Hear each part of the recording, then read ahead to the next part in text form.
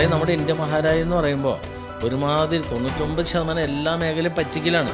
രാമനുണ്ടായിട്ടില്ല, കൃഷ്ണനുണ്ടായിട്ടില്ല, വിഷ്ണു ഉണ്ടായിട്ടില്ല, ശിവനുണ്ടായിട്ടില്ല. അപ്പോൾ ജ്യോതിഷം എന്ന് പറയുമ്പോൾ 100-ൽ 99 പറ്റിക്കലാണ്. കാരണം എൻ്റെ നോട്ടത്തിൽ ഈശ്വരൻ നമുക്ക് മനുഷ്യർക്ക് എല്ലാവർക്കും തുല്യതയിൽ നൽകുന്നത് സമയം മാത്രമാണ്. അവിടെ ചെന്നപ്പോഴാണ് നമുക്ക് മനസ്സിലാകുന്നത് ഈ ബാധാദോഷങ്ങൾ എന്ന് പറഞ്ഞാൽ പാരമ്പര്യക്കാർ നമ്മളോട് പറഞ്ഞ മുമ്പ് പറഞ്ഞ പണിക്കരും ഈ പറയുന്ന നമ്പൂരിയൊക്കെ പറഞ്ഞത് എന്താ, ഞാൻ മുമ്പ് പറഞ്ഞല്ലോ 1 രൂപ ഇട്ടപ്പോൾ എനിക്ക് വന്ന മാറ്റം എനിക്ക് മനസ്സിലാക്കാൻ സാധിക്കും. എന്തായാലും വിശ്വസിച്ചാലും ഇല്ലെങ്കിലും ഈ പ്രായച്ചിത്ത ബലി ഇട്ട് കഴിയുമ്പോൾ നമ്മുടെ ലൈഫിൽ വന്ന മാറ്റം നമുക്കറിയാൻ പറ്റും. ഒന്ന് ഉറക്കെ കരഞ്ഞിരുന്നെങ്കിൽ, ഒന്ന് അലറി വിളിച്ചെങ്കിൽ ഞാൻ ഉണർന്നേനെന്ന് പറഞ്ഞ പോലെ. പക്ഷേ ഇതെല്ലാം കഥകളാണ്.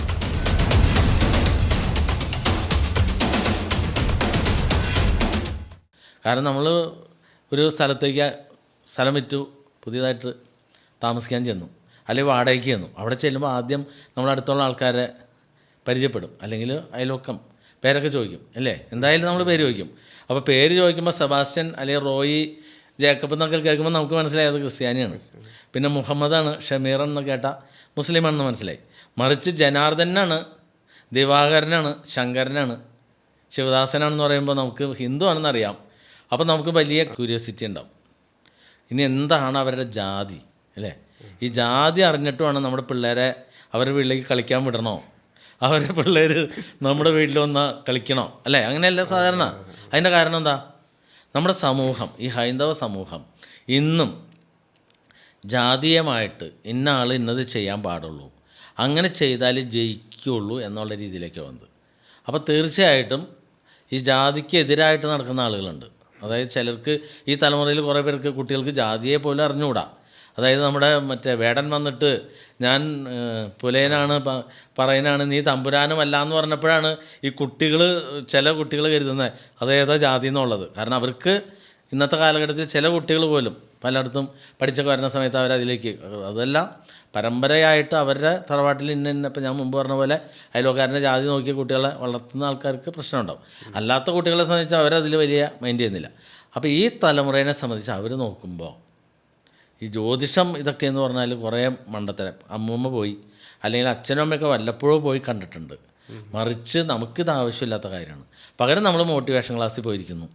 അവിടെ വരുന്ന നല്ല വാക്ചാതുര്യമുള്ള ആളായിരിക്കും. അവർ കഥകൾ പറയും.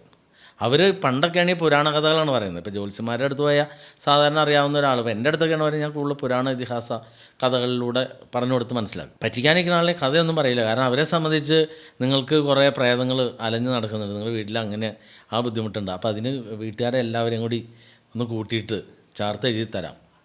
അപ്പോൾ അതുകൊണ്ട് നിങ്ങൾ വലിയൊരു പൂജ നടത്തണം. അതിന് കേമൻ ആരാണെന്ന് വെച്ചാൽ അവർ തന്നെ നിർദ്ദേശിക്കും. അല്ലെങ്കിൽ നിങ്ങൾക്ക് ഇഷ്ടമുള്ള കേമൻ്റെ അടുത്തേക്ക് ചെയ്തോളാൻ പറയും. അപ്പോൾ അവരെ സംബന്ധിച്ച് ആ ചാർത്തിൽ തന്നെ അവരുടെ പേരും അഡ്രസ്സും ഉണ്ടാവും. അപ്പോൾ അതൊരു കമ്മീഷൻ വ്യവസ്ഥയാണ്. അപ്പോൾ അങ്ങനെയൊക്കെ വരുമ്പോൾ ഈ ചെറുപ്പക്കാർ ഇത് കണ്ടുവരുമ്പോൾ അവർക്ക് ഇതിനോടൊന്നും വലിയ താല്പര്യം ഉണ്ടാവില്ല. എന്നാൽ അവർക്ക് പ്രശ്നങ്ങളുണ്ട്. അതിനെ അതിജീവിക്കാൻ വേണ്ടിയാണ് മോട്ടിവേഷൻ ക്ലാസ്സുകളിൽ പോയിരിക്കും. ക്ലാസ്സുകളിൽ സ്പീച്ചിന് ചെല്ലുമ്പോൾ പിന്നെ പല സൗഹൃദങ്ങളുണ്ടാവും. ഇപ്പോൾ നമ്മുടെ സമപ്രായത്തിലുള്ളവരുണ്ടാവും, ചിലപ്പോൾ അവിടെ ചെല്ലുമ്പോൾ കൂടെ പഠിച്ചവരുണ്ടാവും, അല്ലെങ്കിൽ സമാന ചിന്താഗതി ഉള്ളവരുണ്ടാവും, ജോലിക്കാർ പലരും. അപ്പോൾ ചിലർക്ക് ഈ മോട്ടിവേഷൻ ക്ലാസ് എന്ന് പറഞ്ഞാൽ അവരുടെ ജീവിതം ജയിക്കാനുള്ള ഒരു സൂത്രം കൂടിയാണ്. ചിലരെ സംബന്ധിച്ച് ചില ബന്ധങ്ങൾ അവിടെ രൂപീകൃതമാവും. അപ്പോൾ അങ്ങനെ വരുമ്പോൾ ചിലർക്ക് ഇതിലൊന്നും വേറെ വിശ്വാസം ഉണ്ടാവില്ല. പക്ഷേ അവിടെ ചെന്നെല്ലാം കേട്ടിരിക്കും. അപ്പോൾ മോട്ടിവേഷൻ എടുക്കുന്ന ആൾ നല്ല രീതിയിൽ ഹൈപ്പായിട്ട് നമ്മളോട് അങ്ങോട്ട് ഭയങ്കര ഉയരത്തിലേക്ക് അങ്ങ് വിടും. അത് വിട്ട് കഴിഞ്ഞിട്ടോ നമ്മൾ അവിടെ ഇരിക്കുമ്പോൾ നമുക്ക് കരുതും ഇവിടെ നിന്ന് അങ്ങോട്ട് ഇറങ്ങിക്കഴിയുമ്പോൾ തന്നെ വീട്ടിൽ ചെന്ന് നാളെ മുതലെല്ലാം ചെയ്യണം. പക്ഷേ വീടെത്തുമ്പോഴേക്കും ഇതേ കിടന്നുണ്ടാവും. അപ്പോൾ നമ്മുടെ ജ്യോതിഷ വഴിയിൽ വരുമ്പോൾ അങ്ങനെയല്ല.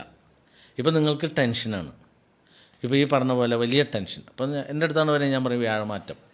ഈ വ്യാഴമാറ്റത്തിൻ്റെ നക്ഷത്രം ഇന്നതാണ്, അശ്വതി നക്ഷത്രമാണ്. അപ്പോൾ എത്ര വയസ്സുണ്ട് ഇപ്പോൾ? എനിക്കോ?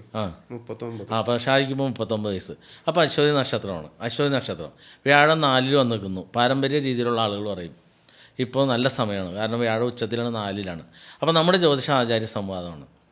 ഒരു രാശി പിന്നോട്ട് വലിക്കുന്ന സമയത്ത് 3-ലാണ്. അപ്പോൾ 3-ൽ വ്യാഴം മുറവിളി കൂട്ടും. മുറവിളി കൂട്ടാന്ന് പറഞ്ഞാൽ വ്യാഴം നമ്മുടെ വീട്ടിലൊന്നും മുറവിളിയൊന്നും കൂട്ടില്ല. പകരം ഞാൻ മുമ്പ് പറഞ്ഞ പോലെ നമ്മൾ വണ്ടി എടുത്തിട്ട് പോകുന്നു. ചിലപ്പോൾ വീട്ടിൽ നിന്ന് റോഡിലേക്ക് കയറി മെയിൻ റോഡിൽ കയറുന്ന വഴിക്ക് വണ്ടി അങ്ങോട്ട് തിരിക്കല്ല, വേറൊരു വണ്ടിക്കാരൻ വന്ന് അറിയാതെ ഒന്ന് തട്ടി നമ്മളുടെ യാത്ര നിന്നുപോയി. അതുകൂടാതെ അവിടെ മുതൽ പിന്നെ പ്രശ്നങ്ങളായി.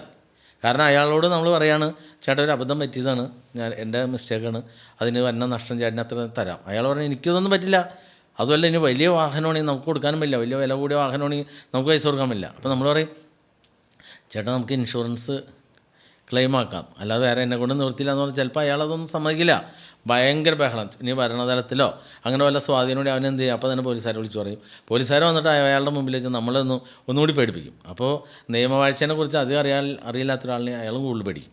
അത് കഴിഞ്ഞിട്ട് പിന്നെ അടുത്ത ദിവസങ്ങളിൽ പോലീസ് സ്റ്റേഷൻ കയറി കിടക്കുക. അപ്പോൾ പ്രശ്നങ്ങളായി. അപ്പോൾ അതേ സമയത്ത് ഇപ്പോൾ നമ്മുടെ വീഡിയോ കണ്ടുവരാണെങ്കിൽ ഈ ജൂൺ 2 തീയതി വ്യാഴം മാറുന്നതിന് മുമ്പേ തന്നെ ഞാൻ പറഞ്ഞിട്ടുണ്ടാവും, ഇന്ന നക്ഷത്രക്കാർക്ക് വ്യാഴമാറ്റം വളരെ മോശമാണ്. 100-ൽ പോയിക്കൊണ്ടിരിക്കുന്ന ജീവിതവാഹനം അത് നേരെ 30-ലേക്ക് താഴും. 30-ലേക്ക് താഴെന്ന് പറയുമ്പോൾ നമ്മൾ വാഹനം ഓടിക്കാൻ അറിയാവുന്ന ഒരാളാണെങ്കിൽ അയാൾക്കറിയാം. അയാളെ സംബന്ധിച്ച് നല്ല 100-ൽ പോകാന്ന് പറഞ്ഞാൽ നല്ല റോഡാണ്, വെച്ചടിച്ച് പോകാമെന്ന് പറയല്ലോ. അതായത് 30-ലേക്ക് പോകാന്ന് പറഞ്ഞാൽ എന്താ, റോഡ് മോശമാവും, ചിലപ്പോൾ നമ്മൾ ഇട റോഡിലേക്ക് കയറേണ്ടി വരും. അതേപോലെ തന്നെ റോഡിൽ ചിലപ്പോൾ കട്ടറുണ്ടാവും. അങ്ങനെയൊക്കെ വരുമ്പോൾ തീർച്ചയായിട്ടും വണ്ടി ചവിട്ടി തന്നെ പോകാൻ പറ്റുള്ളൂ അല്ലേ. അതല്ല നമ്മളിനിപ്പോൾ ആ വഴി കൂടെ വളരെ സ്പീഡിൽ ഓടിച്ചാലോ, ഇടയ്ക്ക് വെച്ച് പഞ്ചറാവുക അല്ലെങ്കിൽ വല്ലത് ഒടിഞ്ഞ് താഴെ അവിടെ കിടക്കും. അപ്പോൾ അത് അറിയാവുന്ന ഒരാളാകുമ്പോൾ എന്തായാലും നമ്മൾ സ്ലോ ആവും അല്ലേ. അങ്ങനെ വരുന്ന പോലെ തന്നെയാണ് ഈ പ്രശ്നങ്ങൾ. അപ്പോൾ 100-ൽ പോയിക്കൊണ്ടിരുന്ന നമ്മുടെ ജീവിതവാഹനം നേരെ 30-ലേക്ക് താന്നു. അപ്പോൾ അങ്ങനെ വരുന്ന സമയത്ത് എന്താ, നമുക്ക് എല്ലാവർക്കും ഇപ്പോൾ ഏതൊരു മനുഷ്യനായാലും കുടുംബം, ജീവിതം, ചിലവുകളുണ്ടാവും. അപ്പോൾ നിലവിൽ കിട്ടുന്ന വരുമാനം കൊണ്ടായിരിക്കും നമ്മൾ ആ ജീവിത ചിലവ് ഉരുട്ടിക്കൊണ്ടിരിക്കുന്നത്. അതിൻ്റെ ഇടയിലാണ് ഈ പ്രശ്നം. പിന്നെ വീണ്ടും കടം വാങ്ങിക്കും. പിന്നെ കടം വാങ്ങിച്ചാൽ അടുത്ത ദിവസം മുതൽ ഒന്നിൽ ഇതിന് പലിശ കൊടുക്കണം, അല്ലെങ്കിൽ തിരിച്ചടവ്. അപ്പോൾ ഇങ്ങനെ വരുമ്പോൾ പ്രശ്നങ്ങളിലേക്ക് വരികയാണ്. അപ്പോൾ ഞാനാണെങ്കിൽ നമ്മുടെ വീഡിയോയിൽ ആദ്യമേ പറയുന്നുണ്ടാവും, വ്യാഴം മാറുന്ന നിമിഷം മുതൽ നിങ്ങൾക്ക് പ്രശ്നങ്ങൾ ആരംഭിക്കും. അതിനെ മറികടക്കാൻ വേണ്ടിയിട്ട് രാവിലെ എഴുന്നേറ്റ് കുളി കഴിഞ്ഞ് വരുമ്പോൾ തന്നെ അർജുന 10 മന്ത്രം ജപിക്കുക. അപ്പോൾ അർജുന 10 മന്ത്രം ഇങ്ങനെയാണ്: ഓം നമോ ഭഗവദേവും അർജുനൻ, ഫൽഗുനൻ, പാർത്ഥൻ, വിജയനും, വിസ്തൃതമായവർ, പിന്നെ കിരീടിയും, ശ്വേതാശ്വനും, ധനഞ്ജയൻ, ജിഷ്ണുവും, ഭീതീകരം, സവ്യ, സാജീ, വിഹൽസ്യവും 10 നാമങ്ങളും ഭക്ത്യാ ഭജിക്കുകയിൽ നിത്യഭയങ്ങൾ അകന്നുപോകും നിശ്ചയം രാമനാരായണ. ഈ മന്ത്രം രാവിലെ എഴുന്നേറ്റ് ഒരു 9 പ്രാവശ്യമോ അല്ലെങ്കിൽ 3 പ്രാവശ്യം മനസ്സിൽ ജപിക്കാൻ പറയും. അപ്പോൾ ഇത് ജപിച്ച് കഴിയുമ്പോൾ അന്നത്തെ ടെൻഷൻ ഒഴിവാകും. ഈ അർജുന 10 മന്ത്രങ്ങൾ ചെറുപ്പത്തിൽ എൻ്റെ മുത്തശ്ശി എനിക്ക് പറഞ്ഞെന്ന് ഓർക്കുന്നുണ്ട്. അത് ഞാൻ ധരിച്ചിരുന്നത് എന്താ വെച്ചാൽ ഇടിമിന്നലേൽക്കാതിരിക്കാനും അതുപോലെ പേടി തട്ടാതിരിക്കാനൊക്കെ അങ്ങനെയാണ് ഞാൻ വിചാരിച്ചിരുന്നത്. അതാണ് നമ്മുടെ സമൂഹത്തിൻ്റെ ഏറ്റവും വലിയ ഒരു പോരായ്മ. കാരണം നമ്മുടെ മഹർഷിമാർ ഒരുപാട് മന്ത്രങ്ങൾ, ഇപ്പോൾ ഒരു നിവൃത്തിയില്ലാത്ത ആൾക്ക് മന്ത്രജപത്തിലൂടെ തന്നെ ജീവിതം ജയിക്കാൻ പറ്റുന്ന കാര്യങ്ങളൊക്കെ പറഞ്ഞു വെച്ചിട്ടുണ്ട്. അപ്പോൾ ആ മന്ത്രജപത്തിലേക്ക് വരുമ്പോൾ ഈ അർജുന 10 മന്ത്രം, ഇപ്പോൾ വ്യാഴം മാറുന്ന നിമിഷം ടെൻഷൻ വരും. ടെൻഷൻ വരാമെന്ന് പറഞ്ഞാൽ ഞാൻ മുമ്പ് പറയില്ല, വെറുതെ ടെൻഷൻ വരാല്ല, നമുക്ക് ഓരോരോ പ്രശ്നങ്ങളായിട്ട് ഓരോ ദിവസം വരും. അപ്പോൾ നമ്മൾ ആദ്യം രാവിലെ എഴുന്നേറ്റ് കുളി കഴിഞ്ഞ് ഈ അർജുന 10 മന്ത്രം 9 പ്രാവശ്യം ജപിക്കുക. അപ്പം നിത്യഭയങ്ങൾ അകന്നു പോകും നിശ്ചയം രാമനാരായണ. അങ്ങനെ 27 ദിവസം ജപിച്ച് വരുമ്പോഴേക്കും നമ്മുടെ ടെൻഷനൊക്കെ മാറി. അതായത് പ്രശ്നങ്ങളെല്ലാം നമ്മുടെ പിന്നാലെ വരും, പക്ഷേ നമ്മൾ നേരിടും. എന്ത് വന്നാലും നമുക്ക് നേരിടാനുള്ള ഒരു ധൈര്യം വരും. പിന്നെ നമുക്ക് ഈ വ്യാഴമാറ്റത്തിന് മറികടക്കണം. ഇപ്പോൾ മഴ പെയ്യാണ്, മഴ പെയ്യുമ്പോൾ കുട പിടിക്കണമല്ലോ. ആ സമയത്ത് പറയുകയാണെങ്കിൽ എനിക്ക് മഴേനെ വിശ്വാസമൊന്നുമില്ല, അതുകൊണ്ട് ഞാൻ മഴയെ വകവയ്ക്കില്ല, മഴ നനയും എന്ന് പറഞ്ഞാൽ എന്ത് സംഭവിക്കും? നനയും അല്ലേ. നനയുകയും ചെയ്യും, പനി പിടിക്കുകയും ചെയ്യും. അപ്പോൾ പനി വന്നാലോ, ഡെങ്കിപ്പനിയും ചിക്കൻ കുനിയൊക്കെയാണോ വന്നെങ്കിൽ ചിലപ്പോൾ ആളടിച്ചു പോകും അല്ലേ, എലിപ്പനി ഇങ്ങനെയൊക്കെ. അപ്പോൾ അതേപോലെ അപ്പോൾ വാശി പിടിച്ചിട്ട് കാര്യമില്ല, നമ്മളെ പ്രകൃതിയോടെ ഇണങ്ങി ജീവിച്ചാൽ തന്നെ നമുക്ക് ജയിക്കാൻ പറ്റുള്ളൂ. അപ്പോൾ അങ്ങനെ പോകുന്ന സമയത്ത് നമുക്കിപ്പോൾ പേരമംഗലത്ത്, എറണാകുളം ജില്ലയിൽ മൂവാറ്റുപുഴ താലൂക്ക് വാഴക്കുളം പൈനാപ്പിൾ സിറ്റിക്ക് അടുത്ത് കല്ലൂർക്കാട്, കല്ലൂർ പേരമംഗലത്ത് പേരമംഗലത്തപ്പൻ്റെ തിരുസന്നിധിയുണ്ട്. പ്രണവമല, ഭഗവാന്റെ പത്തിയിലായിട്ടാണ് പ്രണവമല. പ്രണവമലയിൽ 26 ദേവതകളുണ്ട്. ഈ 26 ദേവതകളിൽ 8 ഗണപതിമാരുണ്ട്. അതിൽ തന്നെ തിരുപ്പതി വെങ്കടാചലപതിയായിട്ട് മഹാവിഷ്ണു ഉണ്ട്. അപ്പോൾ എല്ലാ നാട്ടിലും മഹാവിഷ്ണു ഉണ്ട്, എല്ലാ ദേവതകളും ഉണ്ട്. പക്ഷേ പേരമംഗലത്തിൻ്റെ പ്രത്യേകത, ഇവിടെ കൃത്യമായ കാളഹസ്തി മഹർഷിയുടെ പൂജാവിധിയുണ്ട്. ഈ പുലയം വാലായ്മ ഉള്ള ആളുകളെ, അത് ഏത് സമുദായത്തിലുള്ള ആളുകൾക്കായാലും 16 രാത്രിയാണ് പുലവാലായ്മ കണക്കാക്കുന്നത്. അപ്പോൾ പുലവാലായ്മ കൃത്യമായിട്ട് നിഷ്ഠയോടുകൂടി അവിടേക്ക് പ്രവേശനം കൊടുക്കുകയുള്ളൂ. അതുമല്ല ഫോളോവേഴ്സിന് കൃത്യമായിട്ട് അറിയാം. അതോടൊപ്പം തന്നെ ദ്രവ്യങ്ങൾ, പൂജാദ്രവ്യങ്ങൾ ഉപയോഗിക്കുന്നത് എല്ലാം ശുദ്ധമായ ദ്രവ്യങ്ങൾ, ഒറിജിനൽ എള്ളെണ്ണ മുതൽ എല്ലാ കാര്യങ്ങളും കൃത്യതയോടെ ഉപയോഗിക്കണം. അപ്പോൾ 100 100% റിസൾട്ട് കിട്ടുന്ന ക്ഷേത്രം. അപ്പോൾ ഇവിടെ പ്രണവമലയിലെ തിരുപ്പതി വെങ്കടാചലപതിയായിട്ട് വിളങ്ങുന്ന മഹാവിഷ്ണു ഭഗവാന് നിങ്ങൾ എല്ലാ വ്യാഴാഴ്ചയും, അതായത് ഈ വ്യാഴമാറ്റം ദുരിതം ആരംഭിക്കുമ്പോൾ തന്നെ മഹാവിഷ്ണു ഭഗവാന് ഒരു ദക്ഷിണ സമർപ്പിച്ച് ചുറ്റുവിളക്ക് പൂജ നടത്താം. നേരിട്ട് വഞ്ചിയാണെങ്കിൽ 10,500 രൂപ, ഓൺലൈനാണെങ്കിൽ 11,500. അന്നത്തെ ദിവസം വ്രതം എടുത്ത് ചെയ്താൽ മതി. പിന്നെ എല്ലാ വ്യാഴാഴ്ചയും ഭഗവാന് ഒരു പാൽപ്പായസവും ഭാഗ്യസൂക്തം, ഒരു മുട്ടറക്കൽ. സാധാരണ മുട്ടറക്കൽ 175 രൂപയാണ്.